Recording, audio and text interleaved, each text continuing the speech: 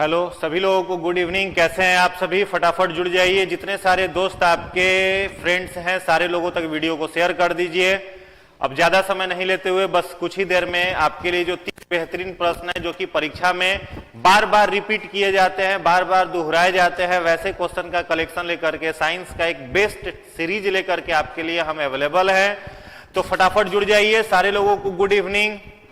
Sir आइए, अब आ गए हम, अब आप लोग भी जुड़ जाइए, सारे दोस्तों तक शेयर कर दीजिए। आलोक रंजन, मनीष कुमार, संजना कुमारी, अंजलि प्रिया, जुल्फेकर अंसारी, निभा कुमारी, सारे लोगों को गुड इवनिंग। पायल झा, प्रिया सिंह, सारे लोगों को गुड इवनिंग। वंदिता कुमारी, वीरेंद्र शर्मा, पुतिन, जैकी कुमार, प्रिया सिंह, निकिता कुमारी। चलो फटाफट सारे लोग जुड़ जाओ। जितने भी आपके दोस्त हैं, जो भी आपके मित्र हैं, सारे लोगों तक वीडियो को शेयर कर दीजिए। और जितने सारे लोग जुड़ते चले जा रहे हैं वीडियो को लाइक भी जरूर कर दीजिएगा। एक लिख रहा है सर मॉक टेस्ट करवाइए प्लीज। मॉक टेस्ट के लिए देखो सबसे बेहतरीन है कि आप प्रीवियस ईयर जो भी प्रश्न है, प्रीवियस ईयर जो भी प्रश्न पूछा गया है यूपी पीसीएस का, बीपीएससी का, साथ ही साथ झारखंड पीसीएस का, उन सारे प्रीवियस ईयर पेपर्स को आप मार्केट से खरीद करके एक बार बना लीजिए। और उसमें से अधिकांश प्रश्न हर बार देखा जाता है बीपीएससी में रिपीटेड होता है, रिपीट किया जाता है। तो वहां से अगर आप बना लेते हैं क्वेश्चंस को, पेपर को आप सॉल्व कर लेते हैं तो वो आपके लिए ज्यादा बेनिफिशियल रहेगा, वो आपके लिए ज्यादा फ्रूटफुल रहेगा, इसलिए वहां पर आप ज्यादा ध्यान दीजिए। चलिए फटाफट शुरू करते हैं आज का सेशन। पहला प्रश्न है आज का, सफेद फास्फोरस को किसमें रखा जाता है? White phosphorus is kept in. सफेद फास्फोरस जो है उसे किसमें रखा जाता है? ऑप्शन ए है शीतल जल में, बी है कैरोसिन के तेल में, सी है पेट्रोल में, डी है डीजल में। फटाफट आंसर दीजिए, फटाफट बताइए सफेद फास्फोरस को किसमें रखा जाता है? सर टेलीग्राम पे क्लास का पीडीएफ क्यों नहीं शेयर किया जा रहा? किया जाएगा, हो सकता है कुछ इशू के चलते कल नहीं गया हो, लेकिन चला जाएगा। चलिए फटाफट बताइए सफेद फास्फोरस को किसमें रखा जाता है? सफेद फास्फोरस को किसमें रखा जाता है? बहुत सारा आंसर आने लगा। कुछ लोग ए कह रहे हैं, कैरोसिन, कैरोसिन लगातार आंसर आ रहा है। सुधार लीजिए, शायद हो सकता है कि कैरोसिन आंसर ना हो। यहां पर सोडियम के बारे में नहीं पूछा जा रहा है आपसे। व्हाइट फास्फोरस को किसमें रखा जाता है? सफेद फास्फोरस जो है उसे उसको किसमें रखा जाता है? शीतल जल में, कैरोसिन ऑयल में, पेट्रोलियम में या फिर डीजल में? फटाफट आंसर करिए, फटाफट बताइए। जितने सारे लोग जुड़ गए हैं सारे लोग अपने दोस्तों तक वीडियो को एक बार जरूर शेयर कर दीजिए। देखो सफेद फास्फोरस जो है उसको किसमें रखा जाता है? वाटर में। किसमें रखा जाता है? वाटर में। शीतल जल में किसको रखा जाता है? सफेद फास्फोरस को रखा जाता है। बिल्कुल सही जवाब है। जितने सारे लोग शुद्ध जल, साफ जल या फिर शीतल जल आंसर दिए हैं सभी लोगों का उत्तर सही है। चलिए अगले प्रश्न पर आते हैं। प्रश्न संख्या 2, रक्त को जमने में कौन सा विटामिन मदद करता है? Which vitamin helps in clotting of blood? Option A है vitamin A, vitamin C, vitamin K and vitamin B. फटाफट बताइए रक्त को जमने में कौन सा विटामिन मदद करता है? Which vitamin is help in clotting of blood? Blood clotting के लिए कौन सा विटामिन रिस्पॉन्सिबल है? ब्लड क्लॉटिंग के लिए कौन सा विटामिन रिस्पॉन्सिबल है? सही जवाब आने लगा। सही जवाब क्या होगा? विटामिन के। ब्लड क्लॉटिंग के लिए कौन सा विटामिन है? विटामिन के। चलिए अब एक प्रश्न मेरा है आपके लिए, ध्यान से सुनिएगा और उत्तर दीजिएगा। आपके स्क्रीन पर 4 ऑप्शन यही है, आपको बताना है कि लेस फर्टिलिटी के लिए, लेस फर्टिलिटी के लिए कौन सा विटामिन रिस्पॉन्सिबल है? Which vitamin is responsible for less fertility? फटाफट आंसर करिए। किस विटामिन के चलते लेस फर्टिलिटी की समस्या आती है? फटाफट बताइए। लेस फर्टिलिटी की समस्या जो है वो कौन से विटामिन के कारण से होती है? लेस फर्टिलिटी, लेस फर्टिलिटी, फटाफट बताइए, फटाफट कमेंट करिए। लेस फर्टिलिटी की समस्या, very good, vitamin E. Vitamin E से क्या होता है? Less fertility. जितने लोग विटामिन ई कहे हैं सभी लोगों का उत्तर सही है। एक और प्रश्न है, स्कर्वी रोग जो है, स्कर्वी या फिर मसूड़ों में जो सूजन आ जाता है वो किस विटामिन की कमी से होता है? आपके स्क्रीन पर यही 4 ऑप्शन है, फटाफट बताइए, फटाफट बताइए। मसूड़ों में सूजन या फिर स्कर्वी नामक जो रोग है वो कौन से विटामिन की कमी से होता है? स्कर्वी रोग जो है वह कौन से विटामिन की कमी से होता है?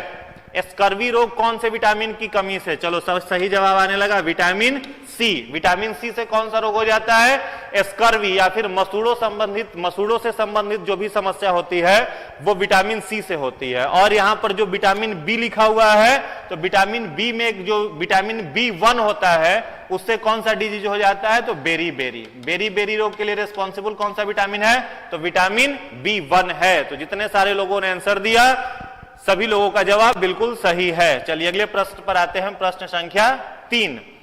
अश्रु गैस, जो टीयर गैस होता है, उसका रासायनिक नाम क्या है? अश्रु गैस का रासायनिक नाम क्या है? क्लोरोफ्लोरोकार्बन, पोटेशियम सल्फेट, सी है फेरस सल्फेट, डी है क्लोरोएसिटोफिनॉन। फटाफट बताइए, फटाफट बताइए, फटाफट आंसर दीजिए, टाइम नहीं लेंगे, फटाफट बताइए। क्वेश्चन पढ़ने के साथ आंसर आना चाहिए।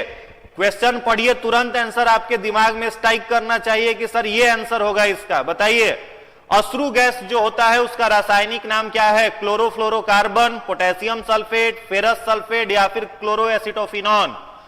आंसर करिए। अश्रु गैस, जिसे हम लोग टीयर गैस भी कहते हैं, उसका रासायनिक नाम क्या है? फटाफट बताइए। वेरी गुड, जितने सारे लोग क्लोरोएसिटोफिनॉन कह रहे हैं सभी लोगों का उत्तर सही है। जो अश्रु गैस होता है, जो टीयर गैस होता है, उसका रासायनिक नाम क्या है? क्लोरोएसिटोफिनॉन। अगले प्रश्न पर आइए, प्रश्न संख्या 4। अनुवांशिकता को अनुवांशिक विज्ञान या अनुवांशिकी नाम देने वाले कौन वैज्ञानिक थे? अनुवांशिकता माने जेनेटिक्स, जेनेटिक्स नाम देने वाले कौन वैज्ञानिक थे? यहां पर ध्यान दोगे आप, आपसे फादर ऑफ जेनेटिक्स नहीं पूछा जा रहा है, पूछा जा रहा है आपसे अनुवांशिकता को अनुवांशिकी विज्ञान नाम किस वैज्ञानिक ने दिया था? Gregor Mendel, C Correns, H.J. Muller, W. Watson. फटाफट बताइए, फटाफट आंसर। मेंडल कैसे कह रहे हो आप? मेंडल जो है वो अनुवांशिकी के पिता हैं, फादर ऑफ जेनेटिक्स हैं, न कि उन्होंने यह नाम दिया था। हमने पहले ही आपको बताया, यहां पर आपसे फादर ऑफ जेनेटिक्स नहीं पूछा जा रहा है। बताइए, फटाफट आंसर करिए। जितने भी दोस्त हैं आपके जो कि सीडीपीओ का फॉर्म डाले हुए हैं या फिर बिहार बीपीएससी का डाले हुए हैं या जिनका बिहार एसआई का मेंस है, उन सारे लोगों के लिए यूजफुल सेशन है, तो सभी लोगों तक वीडियो को जरूर शेयर कर दीजिए। वेरी गुड, जितने लोग W. वाटसन आंसर दिए हैं सभी लोगों का जवाब सही है। W. वाटसन को क्या बोला जाता है? तो W. वाटसन ने ही अनुवांशिकता को, जेनेटिक्स को अनुवांशिकी विज्ञान का नाम दिया था। ठीक है। और अगर आपसे यहां पर पूछा जाता कि फादर ऑफ जेनेटिक्स कौन थे, तो फादर ऑफ जेनेटिक्स पूछा जाता तो आप क्या कहते? Gregor John Mendel. और ग्रेगर जॉन मेंडल ने जब अनुवांशिकता के ऊपर अपना रिसर्च किया था, ऑस्ट्रिया कंट्री से थे ये, और ऑस्ट्रिया कंट्री में स्टैटिस्टिक्स के प्रोफेसर थे ग्रेगर जॉन मेंडल। और जब इन्होंने रिसर्च किया था जेनेटिक्स पर, तो जिस पौधे का उन्होंने उपयोग किया था वो एक मटर का पौधा था जिसका बोटेनिकल नेम होता है पाइसम सेटाइवम। ठीक है। और इस पाइसम सेटाइवम पर उन्होंने क्रॉस ब्रीडिंग करवाया था और 2 हाइब्रिडाइजेशन पर काम किया था। एक था मोनो हाइब्रिड क्रॉस और एक होता है डाई हाइब्रिड क्रॉस। तो कई बार परीक्षा में प्रश्न पूछता है, ध्यान देंगे। एक था मेंडल का मोनो हाइब्रिड, एक था मेंडल का क्या? मोनो हाइब्रिड, और दूसरा क्या था? Di hybrid. तो मोनो हाइब्रिड और डाई हाइब्रिड 2 प्रकार का क्रॉस। हिंदी में अगर कहें तो मोनो हाइब्रिड को एक संकर क्रॉस कहा जाता है और डाई हाइब्रिड को द्विसंकर क्रॉस कहा जाता है। और दोनों क्रॉस में मेंडल ने 2-2 रेशियो दिए थे। एक था जीनोटाइप रेशियो और दूसरा था फिनोटाइप रेशियो। तो मोनो हाइब्रिड क्रॉस जो मेंडल का था, उसमें जो जीन प्रारूप अनुपात और लक्षण प्रारूप अनुपात जो 2 मेंडल ने बताया था, वो अनुपात भी आपको याद रखना है। और कई बार देखा गया है कि यह प्रश्न प्रतियोगिता परीक्षाओं में बार बार पूछा जाता है। तो मेंडल के मोनो हाइब्रिड क्रॉस का जो जीनोटाइप रेशियो था वो था 1:2:1। ठीक है। यानी कैपिटल टी पौधे आए थे वो 1 आया था, कैपिटल टी स्मॉल टी कितना आया था? 2, और स्मॉल टी कितना आया था? तो 1 आया था। जो लोगों ने जेनेटिक्स का क्लास मेरा किया होगा वो लोग जान रहे होंगे। तो 1:2:1 हो जाता है। और फिनोटाइप रेशियो जो है वो मेंडल का वो था 3:1। तो 3:1 का मतलब 3 प्लांट टॉल था और 1 प्लांट कैसा था? ड्वार्फ। वहीं पर जो डाई हाइब्रिड क्रॉस था, द्विसंकर क्रॉस, उसका जो जीनोटाइप रेशियो था और फिनोटाइप रेशियो था, तो जीनोटाइप रेशियो था 1:2:1:2:4:2:1:2:1 12-12 42 12 1। याद कर लेना है, लास्ट में ऐड करोगे तो 16 आ जाएगा। ठीक है। और फिनोटाइप जो रेशियो था वो था 9:3:3:1। तो परीक्षा में इतना लंबा रेशियो नहीं पूछेगा आपसे। डाई हाइब्रिड क्रॉस का जीनोटाइप रेशियो नहीं पूछेगा आपसे। पूछेगा क्या? तो डाई हाइब्रिड क्रॉस का फिनोटाइप पूछ सकता है 9:3:3:1। तो याद कर लीजिएगा। मोनोहाइब्रिड का जीनोटाइप भी याद कर लीजिएगा 1:2:1 और फिनोटाइप भी याद कर लीजिएगा 3:1। फादर ऑफ जेनेटिक्स किसे कहा जाएगा? तो ग्रेगर जॉन मेंडल को कहा जाएगा। और जो ये शब्द दिया था वो किसने दिया था? तो डब्ल्यू वाटसन ने दिया था। चलिए अगले प्रश्न पर आइए। प्रश्न संख्या 5। नई कोशिका के बनने से संबंधित मुख्य ऊतक कौन सा है? 4 ऑप्शन आपकी स्क्रीन पर है। बताना है आपको कि नया जो कोशिका बनता है, नया जो सेल बनता है, वहां रिस्पॉन्सिबल कौन सा ऊतक है? फटाफट आंसर दीजिए, फटाफट उत्तर दीजिए।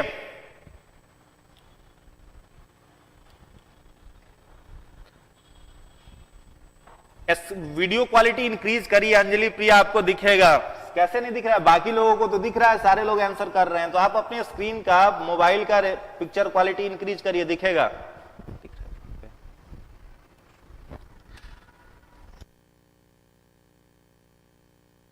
पिक्चर क्वालिटी को इंक्रीज करिए, दिखेगा। फटाफट बताइए, नई कोशिकाओं के बनने से संबंधित मुख्य कोशिका जो है वो कौन सी है?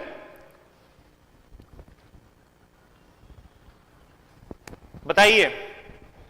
Very good. जितने सारे लोगों ने इसका आंसर डी कहा है, विभोज्योतक यानी मेरिस्टेम, सभी लोगों का उत्तर सही है। अब 2-3 चीजें समझो।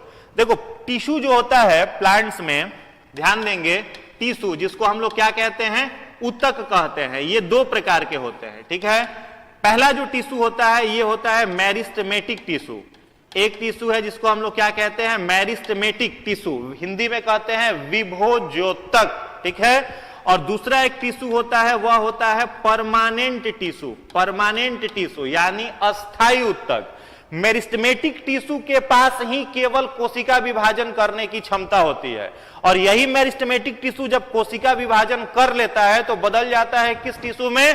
परमानेंट टिश्यू में। ध्यान देंगे, केवल कोशिका विभाजन की क्षमता किसमें है? मेरिस्टेमेटिक टिश्यू में। परमानेंट टिश्यू में कोशिका विभाजन करने की कोई क्षमता नहीं है। और मेरिस्टेमेटिक टिश्यू कितने प्रकार के? तो 3 प्रकार के। पहला एपिकल मेरिस्टेमेटिक टिश्यू, पहला क्या हो जाएगा? एपिकल मेरिस्टेमेटिक टिश्यू, अग्र विभोज्योतक, जो कि पत्ता वगैरह के टिप पर पाया जाता है।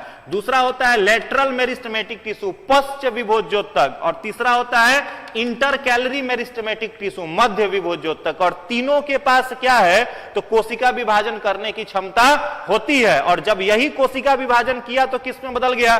परमानेंट टिश्यू में। और परमानेंट टिश्यू में याद रखेंगे कोशिका विभाजन करने की कोई सुविधा नहीं है। और यह परमानेंट टिश्यू 2 प्रकार के होते हैं। एक होता है सिंपल परमानेंट टिश्यू और दूसरा होता है कॉम्प्लेक्स परमानेंट टिश्यू, सरल अस्थायी ऊतक। और दूसरा होता है जटिल अस्थायी ऊतक। दोनों कोशिका विभाजन नहीं करेगा।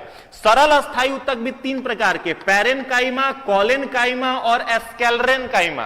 पैरेनकाइमा, कोलेनकाइमा और एस्केलरेनकाइमा कैसे हैं? परमानेंट टिश्यू के सिंपल परमानेंट टिश्यू हैं। और कॉम्प्लेक्स परमानेंट टिश्यू में क्या आता है? तो कॉम्प्लेक्स परमानेंट टिश्यू में आता है जाइलम और फ्लोएम, ये 2 आते हैं। क्लियर है? तो इतना आपको ध्यान रखना है। तो प्रश्न आपसे क्या पूछा गया था? नई कोशिका के बनने से संबंधित मुख्य ऊतक। तो नया कोशिका किससे के द्वारा बनेगा? जो कोशिका विभाजन कर सकता हो। तो कोशिका विभाजन केवल कौन कर सकता है? विभोज्योतक। बाकी पैरेनकाइमा, कोलेनकाइमा, एस्केलरेनकाइमा नहीं कर सकते हैं, क्योंकि इसका निर्माण ही मेरिस्टेमेटिक टिश्यू के बनने के बाद होता है और उनमें कोशिका विभाजन की कोई सुविधा, कोई क्षमता नहीं होती है। चलिए अगले प्रश्न पर आइए। प्रश्न संख्या 6, ध्यान से पढ़ेंगे फिर उत्तर देंगे। प्रश्न संख्या 6 का उत्तर दीजिए, फटाफट बताइए। प्रश्न संख्या 6 का उत्तर दीजिए।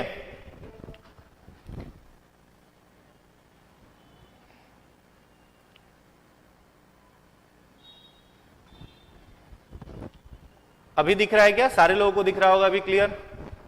फटाफट आंसर दीजिए। प्रश्न है, पृथ्वी पर प्राणी जगत का सबसे बड़ा वर्ग कौन सा है? मोलस्का, ऑर्थोपोडा, एनिलिडा या इनमें से कोई नहीं? Largest phylum on the earth, animal kingdom का कौन सा फाइलम सबसे लार्जेस्ट है? एनिमल किंगडम का कौन सा फाइलम सबसे लार्जेस्ट है? फटाफट बताइए, largest phylum of animal kingdom, largest phylum of animal kingdom. Very good, जितने सारे लोगों ने ऑर्थोपोडा आंसर दिया है ऑप्शन बी, सभी लोगों का जवाब सही है। देखो ध्यान दोगे, ऑर्थो और पोडा, इसके अंतर्गत जितने भी इंसेक्ट हैं, कीट हैं, वे सब आते हैं। जितने भी इंसेक्ट्स हैं, कीट है, वो सब किसके अंतर्गत आते हैं? ऑर्थोपोडा के। तो ऑर्थो का मतलब होता है ज्वाइंटेड, यानी जुड़ा हुआ, और पोडा का मतलब होता है पैर। वैसे जंतु जो 6 पैर के होते हैं और उनका पैर ज्वाइंटेड होता है, उनको किस में रखा जाता है?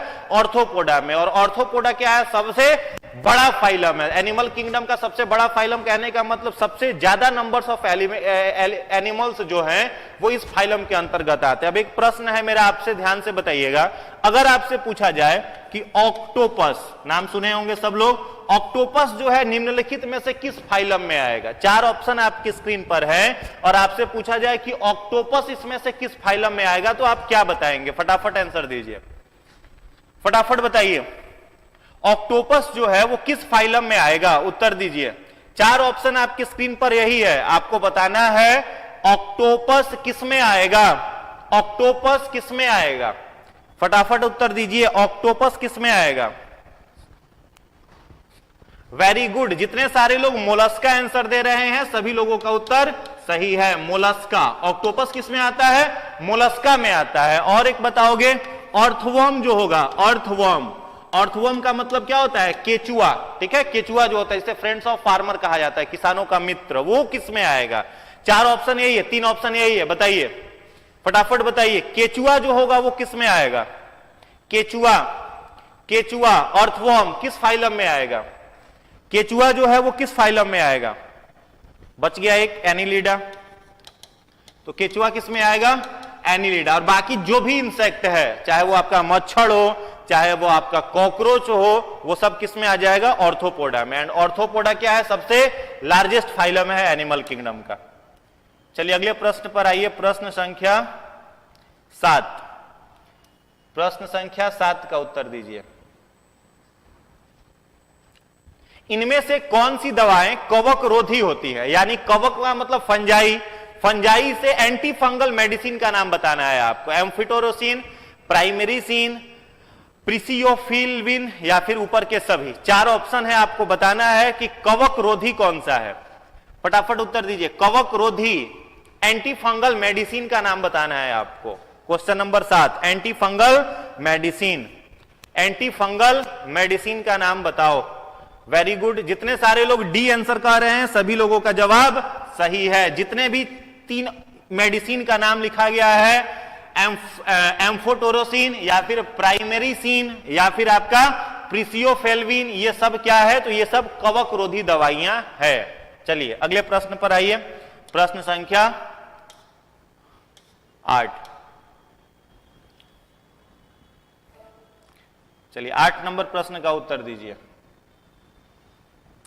एड्स विषाणु के लिए सबसे ज्यादा आजमाई गई दवा कौन सी है? एड्स जो डिजीज है, निम्नलिखित में से किस दवा को सबसे ज्यादा उपयोग किया गया है? एड्स डिजीज में कौन सी दवा का उपयोग सबसे अधिक किया गया है? अगर नया प्रश्न मिल रहा है तो सभी लोगों से रिक्वेस्ट करेंगे, सारे लोग एक बार लाइक जरूर कर दीजिए और जो भी आपके फ्रेंड्स हैं सारे फ्रेंड्स तक शेयर जरूर कर दीजिए। फटाफट उत्तर दीजिए। एड्स डिजीज में कौन सा मेडिसिन सबसे ज्यादा ट्रस्टवर्दी है जिसका उपयोग किया गया है? सबसे ज्यादा ट्रस्टवर्दी मेडिसिन जो है वो कौन सा है? बताइए।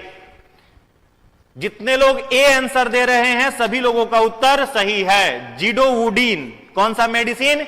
जीडोवुडीन मेडिसिन जो है वो एड्स डिजीज के लिए सबसे ज्यादा आजमाया गया मेडिसिन है। अब ध्यान देंगे, एड्स डिजीज कौन सा डिजीज है? देखो, डिजीज 2 प्रकार के, एक डिजीज होता है जो कॉन्जेनाइटल हो जाता है, जो जन्मजात, और दूसरा डिजीज होता है एक्वायर्ड, जो जन्म के बाद होता है। ठीक है, तो एड्स कैसा डिजीज है? एक्वायर्ड डिजीज है, जन्म के बाद होने वाला रोग है। एड्स का जो फुल फॉर्म होगा उसी फुल फॉर्म में इसका मतलब भी छुपा हुआ है। ए का मतलब एक्वायर्ड, आई का मतलब इम्यूनो, डी का मतलब डिफिशियंसी और छोटा सा एगो एस लगा रहता है, इसका मतलब होता है syndrome. Acquired immuno deficiency syndrome. Acquired का मतलब वह रोग जो जन्म के बाद हो, इम्यून का मतलब वह रोग जो हमारे WBC को नष्ट कर दे, डिफिशियंसी का मतलब WBC कम करने वाला, और सिंड्रोम का मतलब कारक, वह रोग जो व्यक्ति के इम्यून सिस्टम को बर्बाद कर दे उसी को कहते हैं एड्स। किस वायरस से होता है यह? HIV। और HIV किस वायरस के फैमिली का मेंबर है? रेट्रो वायरस फैमिली का मेंबर है, जिसका जेनेटिक मटेरियल क्या होता है? RNA होता है। और इस डिजीज में सबसे ज्यादा उपयोग किया गया मेडिसिन जो है वो जुडोवुडीन है। एड्स का 2 जांच का नाम एग्जाम में खूब पूछता है, तो याद रखोगे एड्स अगर किसी व्यक्ति को, तो कौन सा जांच उसको डॉक्टर लिखता है? एलिसा। कौन सा जांच? एलिसा। और एलिसा का जो फुल फॉर्म है वो है इंजाइम लिंक्ड इम्यूनो जॉर्बेंट एसे। इंजाइम लिंक्ड इम्यूनो जॉर्बेंट एसे, ये पहला टेस्ट है। और दूसरा टेस्ट डॉक्टर लिखता है PCR, जिसको हम लोग कह सकते हैं polymerase chain reaction. Polymerase chain reaction, ये 2 जांच है किस चीज का? तो एड्स का। ध्यान में रखेंगे, सारा इंफॉर्मेशन एक बार फिर से देखिए। एड्स बीमारी किस वायरस से? HIV। HIV किस वायरस के फैमिली का है? रेट्रो वायरस फैमिली का है। जेनेटिक मटेरियल क्या होगा? RNA होगा।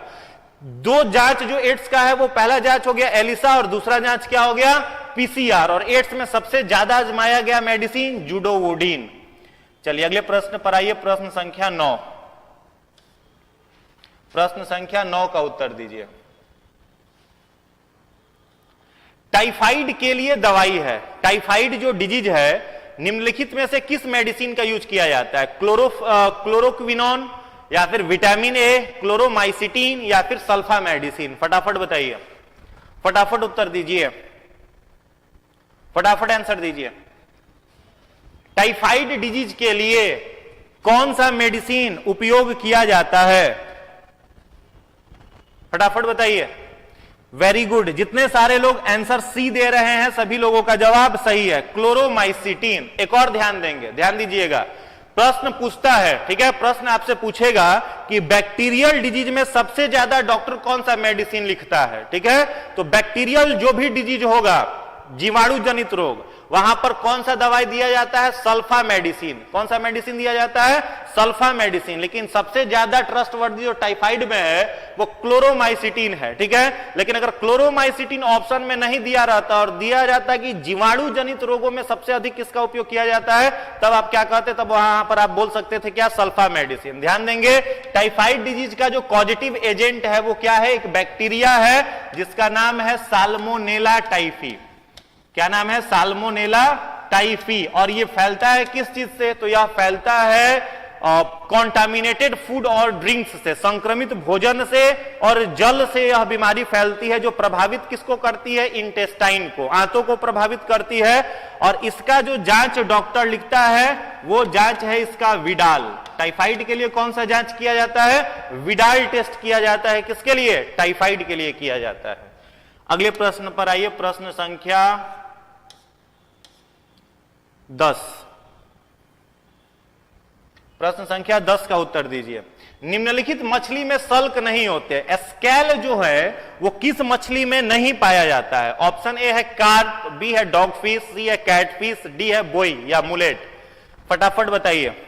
सल्क जो होता है, स्केल जो होते हैं, वो किस मछली में नहीं पाए जाते हैं?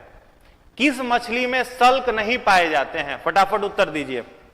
प्रश्न संख्या 10 का उत्तर दीजिए। किस मछली में सल्क नहीं पाए जाते हैं? वेरी गुड, जितने सारे लोग कैटफिश उत्तर दे रहे हैं सभी लोगों का जवाब सही है। कैटफिश में कोई भी स्केल नहीं पाया जाता है, स्केललेस उसका बॉडी रहता है। चलिए अगला बताइए। अगला प्रश्न है, सबसे बड़ा जीवित पक्षी का नाम आपको बताना है। सबसे बड़ा जीवित पक्षी का नाम बताइए। सबसे बड़ा जीवित पक्षी का नाम, सबसे बड़ा जीवित पक्षी का नाम, सबसे बड़ा जीवित पक्षी का नाम बताइए। सब लोग जान ही रहे होंगे, शुतुरमुर्ग, ऑस्ट्रिच, ठीक है। और ऑस्ट्रिच एग जो है, ये हमने पिछले वीडियो में भी बताया था, लार्जेस्ट सेल है। ऑस्ट्रिच एग जो है यह लार्जेस्ट सेल है, सबसे बड़ी कोशिका होती है। चलिए नेक्स्ट क्वेश्चन है, लिटमस निम्न में से मिलता है। लिटमस पेपर जो होता है वो किससे प्राप्त किया जाता है? शैवाल से, बैक्टीरिया से, कवक से या लाइकेन? लिटमस पेपर सब लोग जान रहे हो ब्लू और रेड कलर का आता है, जिससे हम लोग एसिड का और बेस का प्रॉपर्टी देखते हैं, जानते हैं कि कौन एसिड है या बेस है, आइडेंटिफाई करते हैं। बताइए लिटमस पेपर किससे प्राप्त किया जाता है? शैवाल से, बैक्टीरिया से, कवक से या फिर लाइकेन से? लिटमस पेपर ऑब्टेन्ड फ्रॉम किससे प्राप्त किया जाता है?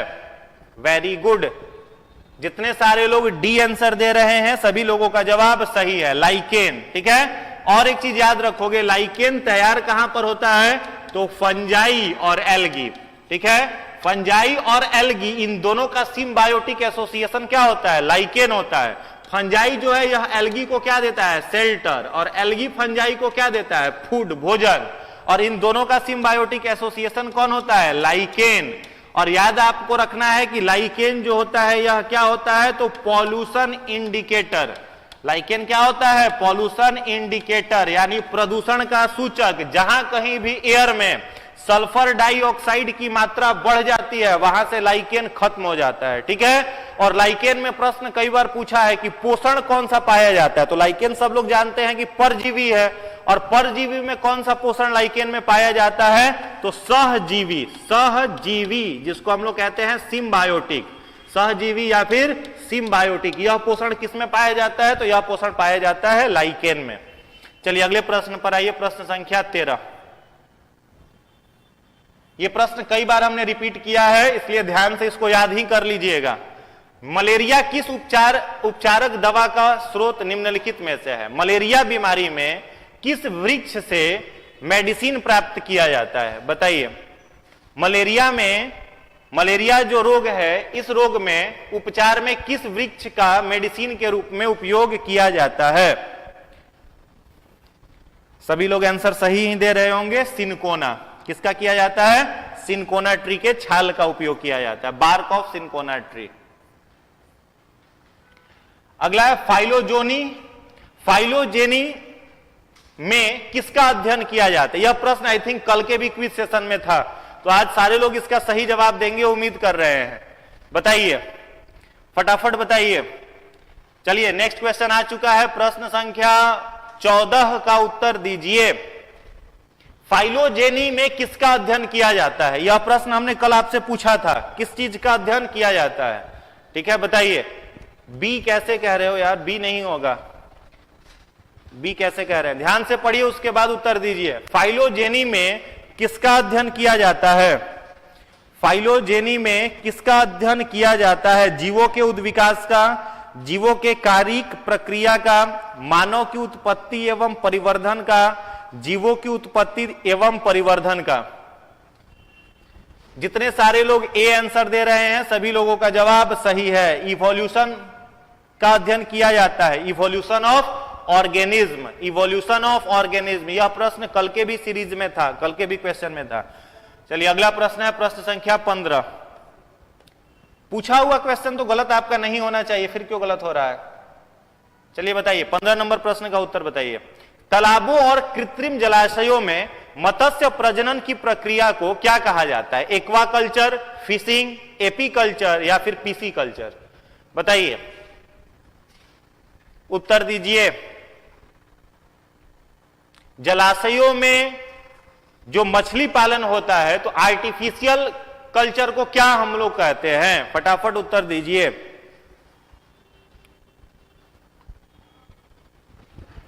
बिल्कुल सही जवाब है। कुछ लोग ए सी डी सारा आंसर दे रहे हो। पीसी कल्चर क्या होगा? PC culture. ध्यान देंगे, जलाशय और तालाब में किसका पालन? मछली पालन या मछली प्रजनन का जो तरीका है उसको हम लोग कहते हैं पीसी कल्चर। हमको ठीक ठीक अगर याद है तो अभी रिसेंटली बिहार एसआई का जो इस बार के पहले पेपर हुआ था उसमें एक प्रश्न पूछा गया था। प्रश्न पूछा गया था कि फूलों का अध्ययन जो होता है, स्टडी ऑफ फ्लावर, प्रश्न पूछा था स्टडी ऑफ फ्लावर, फूलों का अध्ययन विज्ञान की किस शाखा में किया जाता है? ऑप्शन में फ्लोरिकल्चर भी डाला हुआ था और ऑप्शन में एंथोलॉजी भी डाला हुआ था। तो बहुत सारे लोग टिक मार करके आ गए थे फ्लोरिकल्चर, जो कि गलत आंसर था। आंसर क्या होगा? एंथोलॉजी। अगर कल्चर वर्ड लिखा हुआ रहे तो उसका मतलब होता है खेती, और अगर लॉजी वर्ड लिखा हुआ रहे तो उसका मतलब होता है अध्ययन। तो फूलों का अध्ययन आपसे पूछा जा रहा था, तो आंसर क्या हो जाता है? एंथोलॉजी। कल के सीरीज में अगर हमको याद है तो एक प्रश्न था कि मछली का अध्ययन किस में होता है, तो इक्थियोलॉजी में किसका अध्ययन होता है? मछली का। ठीक है, स्टडी ऑफ फिश क्या होता है? इक्थियोलॉजी। लेकिन मछली पालन या मछली प्रजनन पूछा जा रहा है, इसलिए यहां पर क्या हो जाएगा? पीसी कल्चर जो है इस प्रश्न का सही जवाब होगा। Very good. चलिए अगले प्रश्न पर आइए, प्रश्न संख्या 16।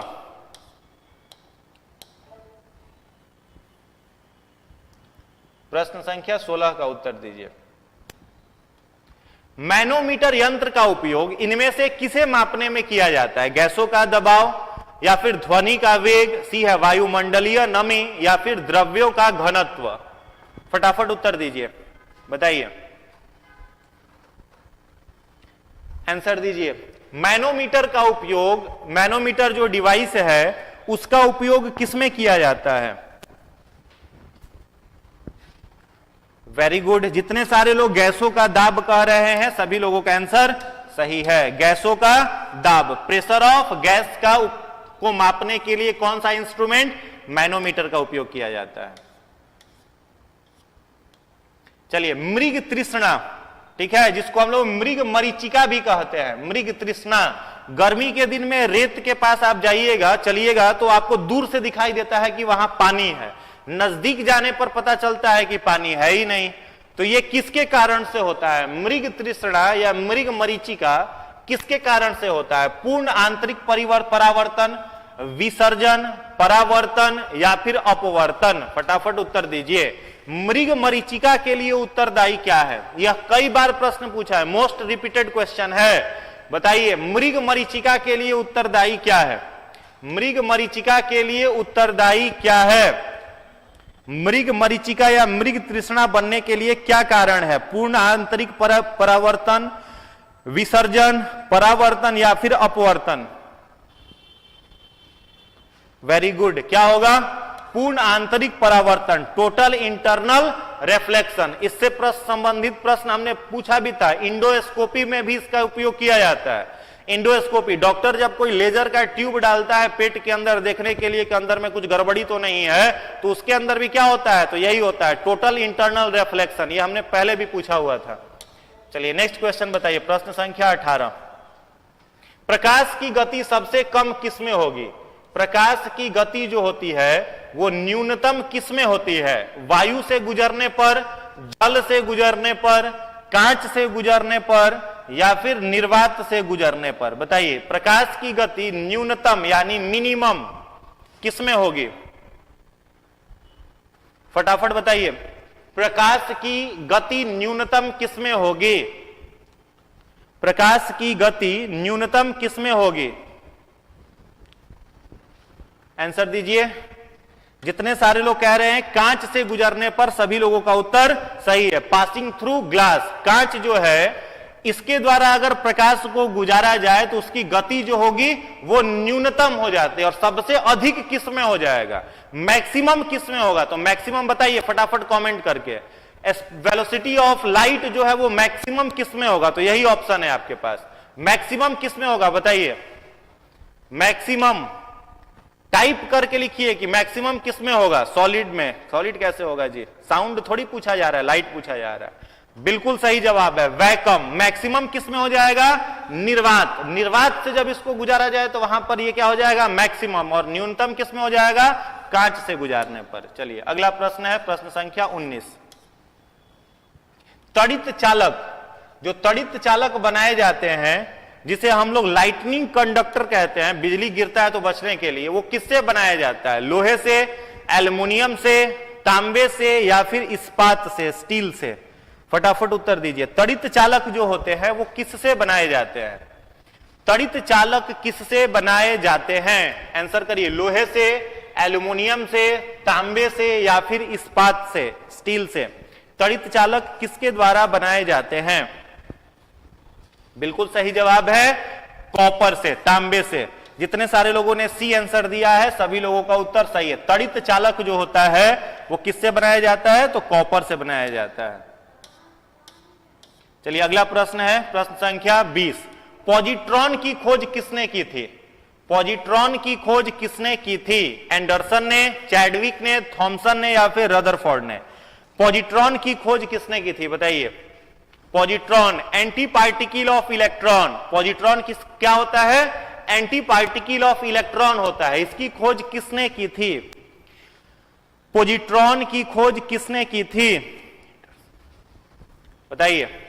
बिल्कुल सही, चैडविक कैसे होगा? न्यूक्लियस हमें यहां पर थोड़ी प्रश्न पूछ रहे हैं। एंडरसन बिल्कुल सही जवाब है। जितने सारे लोगों ने एंडरसन कहा है सभी लोगों का उत्तर सही है। एंडरसन ने किसकी खोज की थी? तो positron anti particle of electron की खोज की थी। रदरफोर्ड का आप लोगों को हमने पहले भी बताया है कि अल्फा स्कैटरिंग मॉडल किसका दिया हुआ था? तो रदरफोर्ड का। अल्फा स्कैटरिंग मॉडल जो है वो किसका दिया हुआ था? रदरफोर्ड का, जिसमें उन्होंने किसका पता लगाया था? न्यूक्लियस का पता लगाया था। ठीक है, 20,000 अल्फा रे को पास करवाया था उन्होंने किसके द्वारा पास करवाया था? तो गोल्ड फॉयल से, सोने के एक पतले चादर से पास करवाया था 20,000 अल्फा रे को। और उसमें से कुछ इंफॉर्मेशन, जो 3 इंफॉर्मेशन दिए थे कि most part of the atom is empty. Atom का अधिकांश भाग क्या होता है? खाली होता है।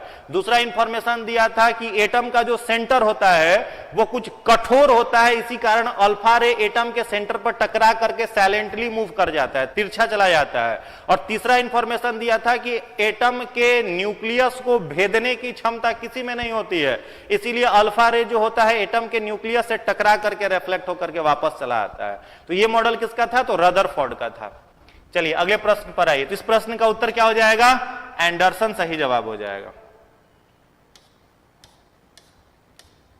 चलिए नेक्स्ट है 1 एंगस्ट्रम किसके बराबर है? 1 एंगस्ट्रम जो है वो किसके बराबर है? एटम के रेडियस को किसमें मेजर किया जाता है? एंगस्ट्रम में। तो प्रश्न पूछा जा रहा है आपसे कि 1 एंगस्ट्रम जो है का वैल्यू जो है वो कितना होगा?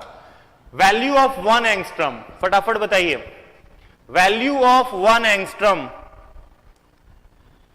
Value of 1 angstrom. कुछ लोग ए बी सी सारा ऑप्शन दे रहे हैं, कोई ना कोई तो एगो तो लड़ ही जाएगा। कुछ लोग एक दूसरे को फॉलो भी कर रहे होंगे। फटाफट बताओ। 1 angstrom is equal to, 1 angstrom की वैल्यू कितनी होगी? फटाफट बताइए। Very good, 10 to the power -10। कितना हो जाएगा? 10 टू द पावर -10। एटम का जो रेडियस होता है वो मेजर किस में किया जाता है? एंगस्ट्रम। और न्यूक्लियस, एटम के अंदर क्या होता है? न्यूक्लियस, नाभिक। तो नाभिक का जो रेडियस होता है वो किस में मेजर किया जाता है? फर्मी। ठीक है, नाभिक का रेडियस हम लोग किस में मेजर करते हैं? फर्मी में। और एक फर्मी का वैल्यू कितना होगा? ऑप्शन आपके स्क्रीन पर तो नहीं है, बता सकते हैं तो टाइप करके बताइए। 1 फर्मी, नाभिक की त्रिज्या का जब हम मेजर करेंगे तो वो कितना होगा? फटाफट बताइए। हाँ, आज पीडीएफ चला जाएगा, हम बोल देंगे टेक्निकल टीम के द्वारा पीडीएफ आपको सेंड कर दिया जाएगा। फटाफट बताइए, फटाफट आंसर दीजिए। नाभिक की त्रिज्या को मेजर किया जाता है किसमें? फर्मी में। तो फर्मी का वैल्यू जो होगा वो कितना होगा? Very good, 10 to the power -15 metre. 10 to the power -15 metre. ये क्या होता है? नाभिक की त्रिज्या का क्या होता है? वैल्यू। तो याद रखेंगे एटम का जो रेडियस है मेजर किसमें करेंगे? एंगस्ट्रम। 1 एंगस्ट्रम का value 10 to the power -10 metre. नाभिक की त्रिज्या, न्यूक्लियस का रेडियस मेजर करेंगे फर्मी में, और फर्मी का value 10 to the power -15 metre. चलिए अगले प्रश्न पर आइए, प्रश्न संख्या 22। प्रश्न संख्या 22 का उत्तर दीजिए। एक बीमारी है जिसका नाम है एस्टिग्मेटिज्म। एस्टिग्मेटिज्म रोग जो है वो किसको प्रभावित करता है? कानों को, आंखों को, नाक को या गले को? फटाफट आंसर करिए। एस्टिग्मेटिज्म डिजीज में कौन सा अंग जो है वो प्रभावित होता है? Which organ is defected in astigmatism disease? बताइए, फटाफट उत्तर दीजिए। एस्टिग्मेटिज्म रोग में कौन सा अंग प्रभावित होता है? बिल्कुल सही जवाब है आंख। एस्टिग्मेटिज्म रोग में क्या प्रभावित होता है? तो आंख प्रभावित होता है। निम्नलिखित में से किसका वेधन क्षमता सबसे अधिक है? पेनिट्रेटिंग पावर जो है वो कौन से किरण की सबसे अधिक होती है? आंसर दीजिए। पेनिट्रेटिंग कैपेसिटी जो होती है वो कौन से विकिरण की सबसे अधिक होती है? पेनिट्रेटिंग कैपेसिटी कौन से विकिरण की सबसे अधिक होती है? अल्फा किरण की, बीटा किरण की, गामा किरण या फिर न्यूट्रॉन? फटाफट आंसर दीजिए। पेनिट्रेटिंग कैपेसिटी कौन से किरण की सबसे अधिक होती है? सबसे अधिक पेनिट्रेटिंग कैपेसिटी किसकी होती है? सबसे अधिक पेनिट्रेटिंग कैपेसिटी किसकी होती है? बिल्कुल सही जवाब है गामा किरण। सबसे अधिक पेनिट्रेटिंग कैपेसिटी, वेधन क्षमता, वेधन क्षमता, पेनिट्रेट करने की क्षमता किसकी है? गामा रे की, गामा किरण की होती है। चलिए अगले प्रश्न पर आइए। प्रश्न संख्या 24।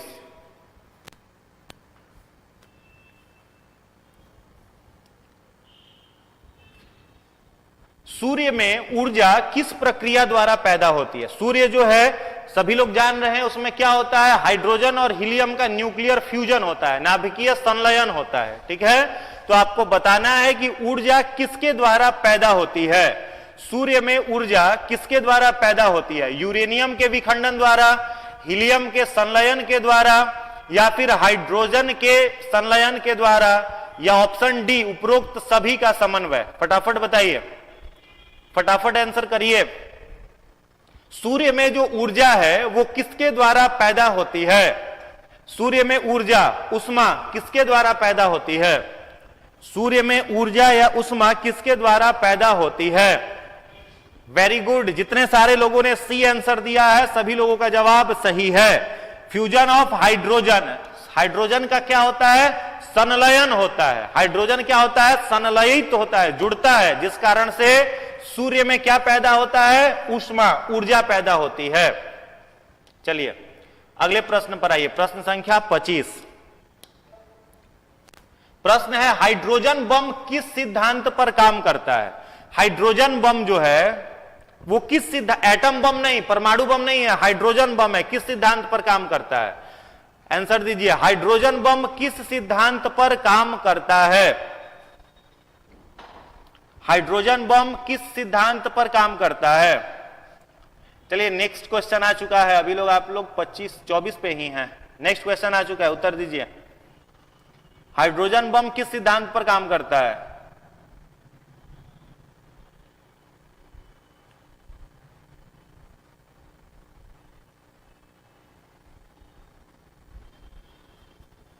हाइड्रोजन बम किस सिद्धांत पर? नियंत्रित विखंडन अभिक्रिया, अनियंत्रित विखंडन अभिक्रिया, या नियंत्रित श्रृंखला अभिक्रिया, या अनियंत्रित श्रृंखला अभिक्रिया? हाइड्रोजन बम किस सिद्धांत पर काम करता है?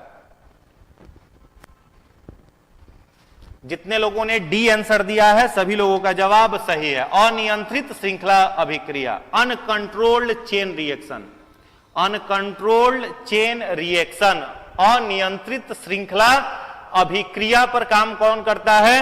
Hydrogen bomb. Uncontrolled chain reaction और एटम बम जो होता है वो अलग हो जाता है। यहां पर प्रश्न में पूछा गया था आपसे क्या? हाइड्रोजन बम पूछा गया था।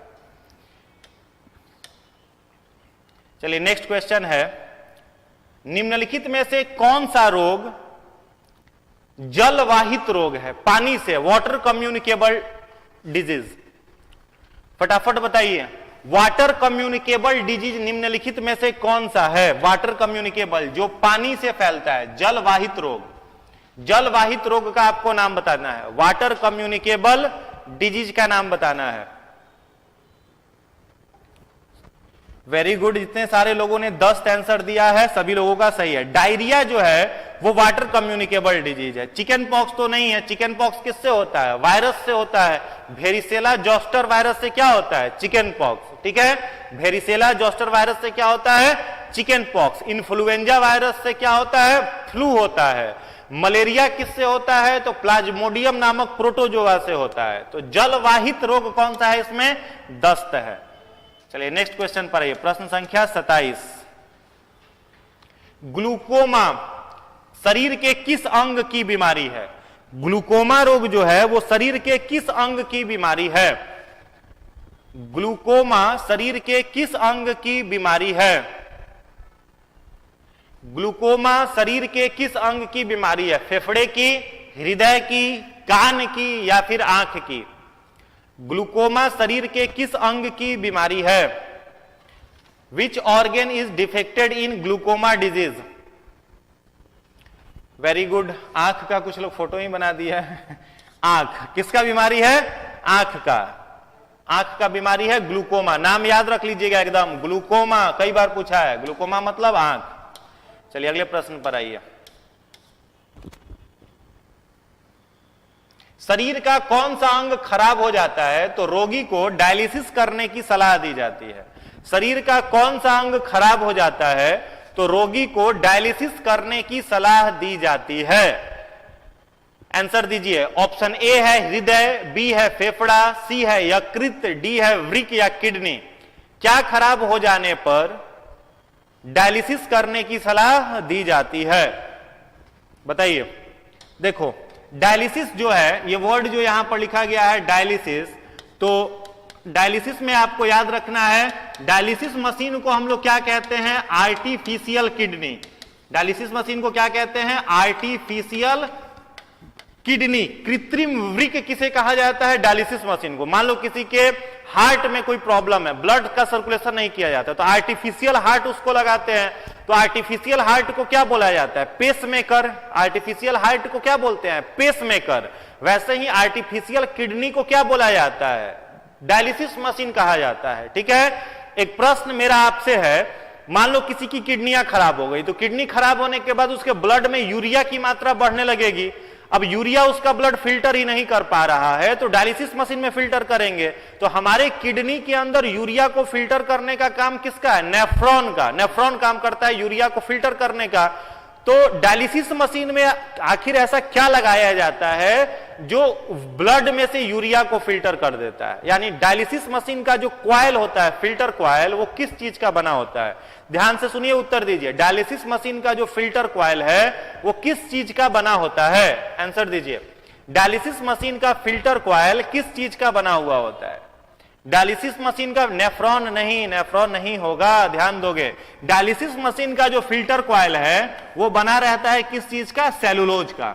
किसका बना होता है? सेलुलोज का। जैसे प्लांट का सेल वॉल क्या होता है? सेलुलोज होता है। उसी सेलुलोज का यूज किया जाता है डायलिसिस मशीन का छनना बनाने के लिए, जिससे ब्लड क्या होता है? यूरिया को छान देता है। ठीक है।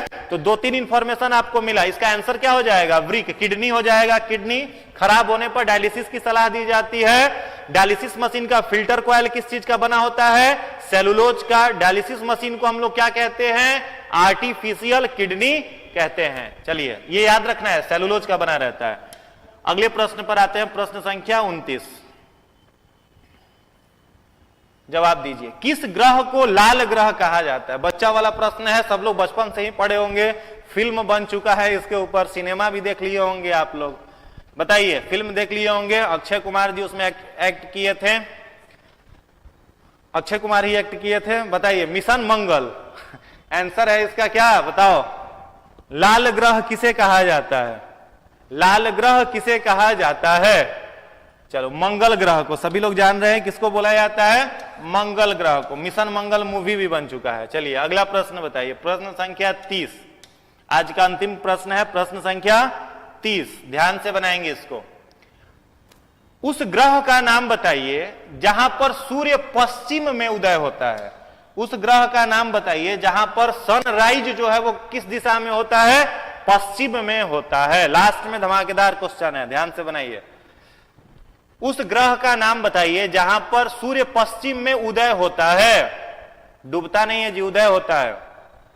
बताइए, किस ग्रह पर सूर्य पश्चिम में उदय होता है? नेपच्यून, प्लूटो, यूरेनस या फिर शनि?